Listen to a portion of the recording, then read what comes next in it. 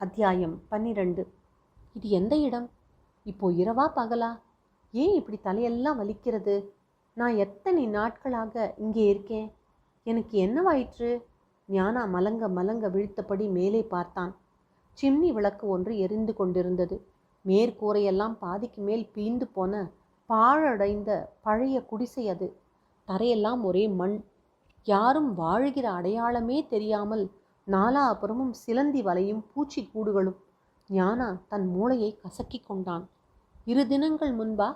2 வாரங்கள் முன்பா? 2 மாதங்கள் முன்பா? அது எந்த நாள்? அந்த நாளின் கடைசி நினைவுகளை கொஞ்சம் தடம் புரட்டி போட்டு பார்த்தான் ஞானா. அன்று பஞ்சாயத்து கூடிய அன்று, ஞானாவின் மீது வரிசையாக குற்றங்கள் சுமத்தப்பட்ட அன்று, சுகன்யா தாயாகி இருக்கிறாள் என்கிற பயங்கர உண்மை புரிந்த அன்று, ஊர் மக்கள் அவனுக்கு தண்டனை வழங்கிய அன்று என்ன